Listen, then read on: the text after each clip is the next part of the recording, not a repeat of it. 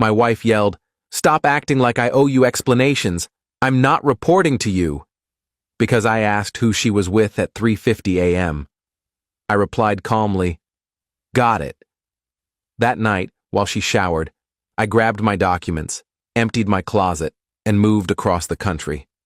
4 years later, she showed up at my office unannounced and froze when she saw the toddler who ran straight into my arms. I'm 36 now, but when this started, I was 32 and thought I had everything figured out. I'd been married for 6 years. We met in our mid-20s at a mutual friend's wedding, started dating, moved in together after 18 months, got married 2 years after that. Standard progression. She worked in marketing. I worked in software development. We lived in a decent apartment in the city, had our routines, had our lives intertwined in all the usual ways. But somewhere around year 5, things shifted. She started staying out later. Work events, she'd say. Networking. I didn't question it at first. Her job was social. Mine wasn't. I spent most evenings coding or reading. She spent hers with clients and colleagues. It made sense. Until it didn't. The night that changed everything was a Thursday in March. I woke up around 3:45 a.m. and realized she wasn't in bed. Checked my phone, no messages. I got up, walked through the apartment. Empty. Her coat was gone. Her keys were gone. Her car was still in the parking garage, so she'd left with someone. I texted her, "Where are you?" No response. I called. Straight to voicemail. I sat on the couch and waited. 4 a.m., 4:15, 4:30. At 4:47 a.m., I heard her keys in the door. She walked in, looked surprised to see me awake. "Hey," she said casually, like it was 6 p.m. instead of nearly 5 in the morning. "Where were you?" "Out." "Out where?" "It's almost 5 in the morning. I was with friends. We lost track of time." "Which friends?" "Does it matter?" "Yeah, it does. You were gone all night. Your phone was off. I had no idea where you were." She dropped her purse on the counter. "I don't have to report my every movement to you." "I'm not asking for every movement. I'm asking where you were at 3:50 a.m. when you weren't in our bed." She turned on me. "Stop acting like I owe you explanations. I'm not reporting to you." I stared at her. She wasn't drunk, she wasn't apologetic, she was defensive, angry, like I was the one in the wrong for asking. I stood up. "Got it." "Got what?" "Nothing. Forget I asked." I went back to the bedroom. She stayed in the living room for a while, then came to bed around 5:30. She fell asleep immediately. I didn't sleep at all. The next morning, she acted like nothing had happened. Made coffee, got ready for work, kissed me on the cheek on her way out.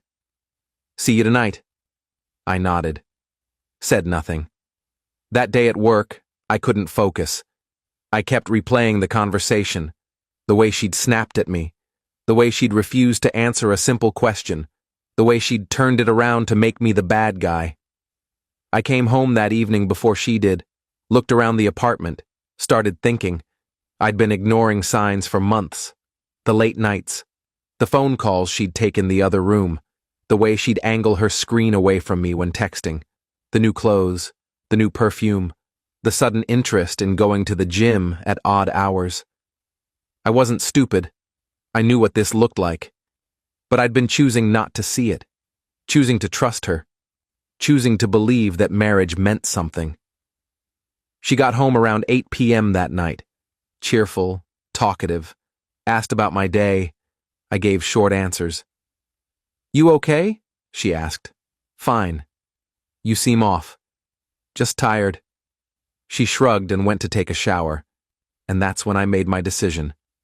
I went to our bedroom, pulled out 2 large duffel bags from the closet, started packing, clothes, shoes, toiletries, laptop, chargers, documents, birth certificate, passport, social security card, bank statements, everything important, everything I'd need. I worked fast, methodically. I could hear the shower running.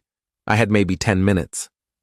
I filled both bags, zipped them up, carried them to my car, came back for a third trip, grabbed my work bag, some books, a few personal items I actually cared about. The shower was still running. I could hear her humming some song I used to like. Now it just sounded hollow. I took one last look around the apartment, at the life we'd built. The framed photos on the walls, the couch we'd picked out together, the coffee table she'd insisted on buying even though it was too expensive. All of it suddenly felt like props in a play I no longer wanted to be in. I left my key on the kitchen counter. No note, no explanation. She didn't owe me explanations, so I didn't owe her one either. I got in my car and drove. I didn't have a plan. Not really, I just drove. Got on the highway heading west, kept driving. My mind was surprisingly clear, no second guessing, no panic. Just a strange calm that settled over me like I'd finally made a decision I should have made months ago. Stopped at a motel around 2 a.m., checked in. Lay in an unfamiliar bed, staring at an unfamiliar ceiling. The silence was different here. Not the loaded silence of our apartment, where every quiet moment felt like it was hiding something. This was just silence. My phone buzzed around 10 p.m., a text from her. "Where are you?" I didn't respond. She called. I declined. She called again. Declined again. She sent a flurry of texts. "What's going on? Why aren't you home? Are you okay? This isn't funny. Call me back. Seriously, you're scaring me. If you don't respond, I'm calling the police." I turned off my phone and went to sleep. Update 1. The next morning, I drove further west. Made it to another state by evening. Found a cheap apartment listed online. Month-to-month lease. Paid first and last month's rent in cash. Moved in with my 2 duffel bags and nothing else. The apartment was small, studio, but it had a window that faced east and let in good morning light. I sat on the floor that first night, I didn't have furniture yet, and ate takeout from a container. It was the most peaceful meal I'd had in months. I turned my phone back on. 73 messages, 42 missed calls, voicemails I didn't listen to. I sent one text. "I'm fine. Don't contact me again." She called immediately. I blocked her number. She called from a different number. Blocked that too. She sent emails. I set up a filter to automatically delete anything from her address. Over the next few days, she tried everything. Emails from different accounts, messages through social media. She even got her sister to contact me. I blocked them all. I wasn't interested in explanations, wasn't interested in apologies, wasn't interested in anything she had to say. I called my job, told them I was taking a leave of absence, family emergency. They were understanding, gave me 2 weeks. During those 2 weeks, I applied for remote positions with companies across the country, got 3 offers, accepted one from a company based on the West Coast, full remote, good pay, benefits, start date in a month. I used that month to rebuild. I signed the lease on a better apartment, 1 bedroom, nice area, quiet neighborhood with tree-lined streets. I bought furniture, set up my workspace, got a gym membership, started running every morning. I opened new bank accounts, transferred half our joint savings, what I was legally entitled to, left her half alone, didn't touch anything that would complicate things. I filed for divorce, had the papers sent to our old apartment, didn't ask for anything except a clean split, no alimony, no shared assets beyond splitting what we'd saved, just wanted it done. I started my new job. It was good, challenging. My team was spread across different time zones, so I never felt isolated. I threw myself into the work, took on extra projects, volunteered for the difficult assignments no one else wanted. 6 weeks after I left, my phone rang from an unknown number. Against my better judgment, I answered. "Hello? It's me." I recognized her voice immediately. "How did you get this number?" "I called your work. They gave me your new contact info. I made a mental note to have that changed." "What do you want?" "What do I want? You disappeared. You left. No explanation. No goodbye. What the hell is wrong with you?" "You said you don't owe me explanations. I figured it worked both ways." This isn't the same thing. Isn't it?" You left me. You were already gone. Silence on the other end. I could hear her breathing, trying to compose herself. I got the divorce papers, she said finally. Good. We need to talk about this. There's nothing to talk about. Sign them or don't. I don't care. You can't just throw away 6 years. I'm not throwing away anything. I'm walking away from someone who thought marriage meant she could do whatever she wanted without consequence. I didn't cheat on you. Then where were you at 3:50 a.m.? More silence. That's what I thought, I said. Sign the papers. Move on. I have. I hung up. She tried calling back. I blocked that number too. Update 2. 3 months later, the divorce was finalized. She'd signed the papers without contesting anything. My lawyer said she'd seemed resigned, defeated, came into his office, signed everything in under 15 minutes, and left without saying a word. I felt nothing when he told me. No relief, no sadness, just a quiet acknowledgement that a chapter had closed. I was settling into my new life, new city, new job, new routines. The rhythm of my days became predictable in a comforting way.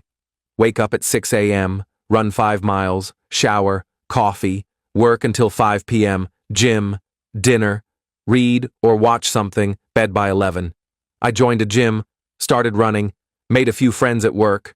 Well, work acquaintances who I'd video chat with during virtual happy hours. Went on a couple dates, nothing serious, just testing the waters, seeing if I remembered how to connect with someone new. The dates were fine, nice people, good conversations, but I wasn't ready. I'd realize halfway through dinner that I was comparing everything to my ex, the way she laughed, the way she ordered food, the way she'd touch my arm when she was making a point. I hated that she still had that space in my head. One evening, I was at a coffee shop downtown when a woman sat down at the table next to mine. We made eye contact. She smiled. I smiled back. Good book? She asked, nodding at what I was reading. Yeah, actually. You read it? Loved it. The ending destroyed me. We started talking. She was a teacher, 4th grade. Moved to the city 2 years ago from the Midwest. Loved hiking and terrible reality TV and trying new restaurants. We talked for 2 hours. When the coffee shop closed, we exchanged numbers. I don't usually do this, she said, but you seem nice. Would you want to get dinner sometime? Yeah, I'd like that. We went on a date the following week. Then another. Then another. By month 4, we were seeing each other regularly. By month 6, we were serious. She knew I was divorced. I told her the basics. Married young, grew apart, ended badly. She didn't push for details. I appreciated that. When I was ready, about 8 months in, I told her the whole story. The night my ex came home at 5 a.m. The fight. The way I left. That must have been hard, she said. It was, but it was also necessary. Do you regret it? No, not even a little. She squeezed my hand. Good. You deserve better than that. A year into dating, we moved in together. She was patient with me, understanding when I'd get quiet, gave me space when I needed it, celebrated small victories, my promotion at work, my first 10K run, the day I realized I'd gone a whole week without thinking about my ex. 2 years into dating, I proposed. We were hiking, something we did most weekends. Reached the summit of a trail we'd been planning to do for months. The view was incredible. Mountains stretching out in every direction. Sky so blue it almost hurt to look at. I got down on one knee. I know we said we'd take things slow, but I can't imagine my life without you. Will you marry me? She said yes. We got married in a small ceremony. Just close friends and family. Her parents, her sister, a few colleagues from both our jobs. My parents had passed years ago, so it was a smaller gathering on my side, but it felt right. Intimate. Real. The ceremony was outdoors, simple vows, nothing elaborate, just promises we meant to keep. When the officiant pronounced us married, I kissed her and felt like my life had finally started. like everything before was just prologue. 6 months after the wedding, she told me she was pregnant. I cried, happy tears, the kind I didn't know I was capable of anymore. We called her parents. They cried too. Her mother kept saying, "I'm so happy for you both. So happy." The pregnancy was smooth. She had some morning sickness in the first trimester, but after that she felt great. We took classes, read books, set up the nursery, argued good-naturedly about names, took photos of her growing belly every week. Our daughter was born on a Tuesday in April, 7 pounds, 3 ounces. Perfect. I held her in the hospital and felt like my entire world had shifted, like everything I thought I knew about love was just practice for this moment. Update 3. 4 years after I left my first wife, I was managing a team at my company. We'd grown significantly. I'd been promoted twice. We'd moved to a house in the suburbs, 3 bedrooms, a yard, a swing set my daughter loved. Life was good, stable, happy. The kind of happy that doesn't announce itself, but just exists in the background of everything. Morning coffee with my wife, my daughter's laughter, the way she'd run to the door when I got home from the office on the days I went in. Speaking of which, I'd started going into the office 2 days a week for meetings. We'd opened a local branch, and I preferred face-to-face for certain discussions. One afternoon, I was in my office reviewing quarterly reports when my assistant knocked on the door. "Someone's here to see you. She doesn't have an appointment but says it's personal." I looked up. "Did she give a name?" My assistant handed me a business card. I looked at it, felt my stomach drop. It was her, my ex-wife. I stared at the card for a long moment, felt my heart rate pick up, took a breath. "Tell her I'm busy." I tried. She's insisting. She seems upset. I closed my eyes, took another breath. "Fine. Send her in."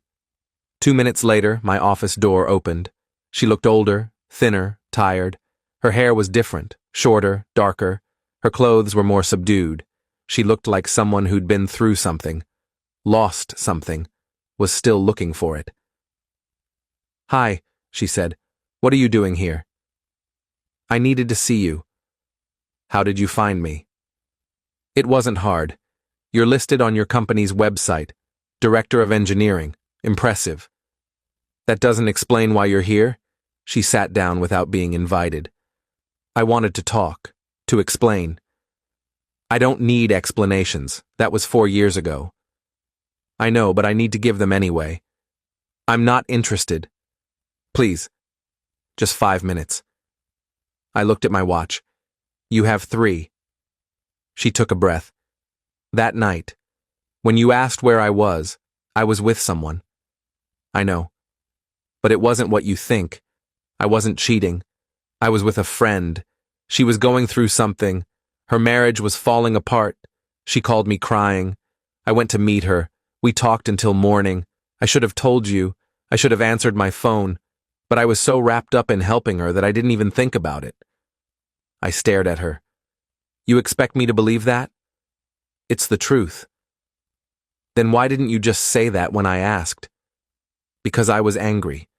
You were interrogating me, treating me like I'd done something wrong. I got defensive." "So you destroyed our marriage because you got defensive?" "I didn't destroy it. You left. You gave me no reason to stay. I made a mistake." "Yeah, you did, and I moved on." "I know, I saw your wedding announcement online, saw the pictures. You looked happy." "I am happy." "Good. That's good." We sat in silence for a moment. I could see her trying to find the right words, the things she'd come here to say. "Why are you really here?" I asked. "Because I never got to apologize. Because I've spent 4 years regretting that night. Because I wanted you to know that I'm sorry." "Okay, you've apologized. You can go now." "That's it? What else do you want me to say?" "I don't know. I thought maybe we could talk. Catch up. Get closure. I got closure 4 years ago." She looked down. "I guess I deserved that." "You did."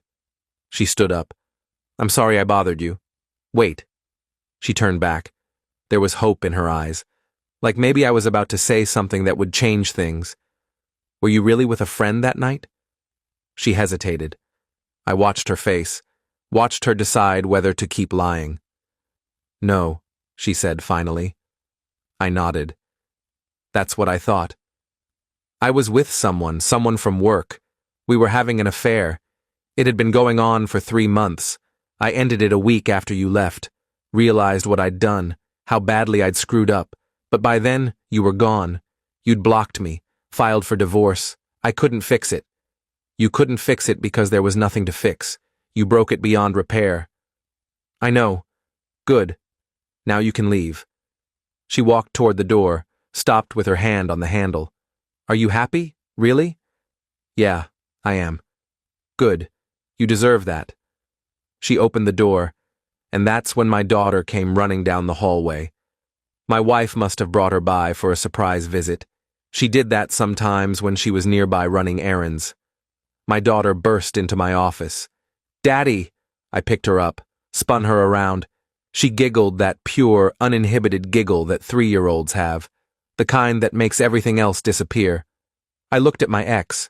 She was frozen in the doorway, staring at us. Her face went pale. You have a daughter? Yeah. How old? 3. She did the math in her head. Realized I'd moved on within a year of leaving her. You moved on fast. I moved on to something real. There's a difference.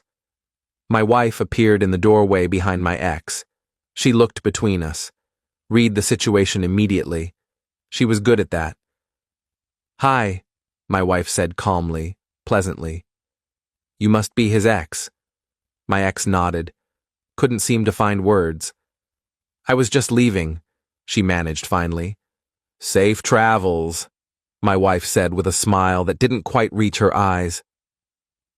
My ex walked out, didn't look back. I watched her disappear down the hallway and felt absolutely nothing. No anger, no satisfaction, nothing. My wife came in and closed the door. My daughter was playing with a pen on my desk. You okay? My wife asked. I nodded. Yeah, I'm okay. What did she want? Closure, I think. Did you give it to her? I gave her the truth. That's all she gets. My wife kissed my forehead. Good. You want to grab lunch? The 3 of us? Yeah, that sounds perfect. Final update. That was 6 months ago. I haven't heard from my ex since. Don't expect to. Don't want to. My daughter starts preschool next month. My wife is pregnant again, this time with a boy. We found out 2 weeks ago. We're talking about moving to a bigger house, maybe getting a dog. Normal, boring, happy life stuff. The kind of stuff I never thought I'd have.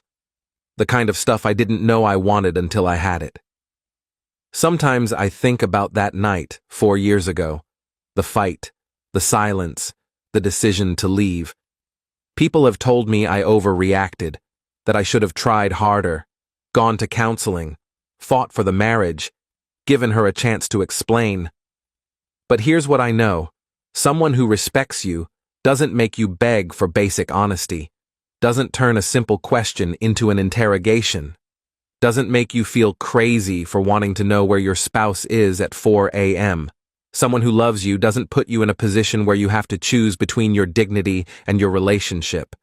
I don't regret leaving, not for a second, because leaving led me here, to a woman who answers her phone, who tells me when she'll be late, who treats me like a partner instead of a warden, who never makes me wonder or question or doubt, to a life where I'm not wondering, not questioning, not lying awake at night waiting for keys in the door, not checking her phone when she's in the shower, not analyzing every word she says for hidden meanings.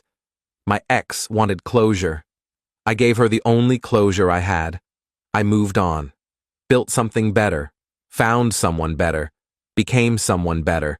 And when she showed up trying to rewrite history, trying to make herself the victim, trying to get me to forgive her so she could forgive herself, I had the one thing she couldn't argue with: proof that I made the right choice. A 3-year-old girl with my eyes and my laugh and my wife's kindness. A family that chose each other every single day. A life that didn't require me to compromise my self-respect. That's not revenge. That's just living well. My wife sometimes asks if I ever think about my ex, if I ever wonder what would have happened if I'd stayed, if I'd given her another chance. No, I tell her honestly, because staying would have meant accepting less than I deserved, and I would have missed out on you, on this, on our family. I wouldn't trade this for anything. She smiles and kisses me. Good answer. And it is, because it's true. Edit 1. A lot of people are asking if I ever found out who she was really with that night. I did eventually, through a mutual acquaintance about 2 years after the divorce. It was her boss, married guy, 3 kids. They had an affair for about 6 months total. His wife found out around the same time my divorce finalized. He lost his job and his marriage too. My ex left that company shortly after. Don't know where she ended up. Don't care to. Edit 2. For those wondering about the logistics of leaving that fast, I'd been freelancing on the side for about a year before everything happened, so I had some savings built up separately. That gave me the cushion I needed to make a quick exit and survive until the new job started. I also didn't take anything that would complicate the divorce. Left furniture, joint purchases, everything that would require negotiation. Made it clean, made it fast, made it final. Edit 3. Someone asked if my current wife knows the full story. Yes. We talked about it in depth before we got serious. She appreciated that I was honest about what happened and why I left the way I did. She said it showed her I had boundaries and self-respect, that I wouldn't tolerate disrespect, even from someone I loved. Apparently, that was attractive to her. Who knew?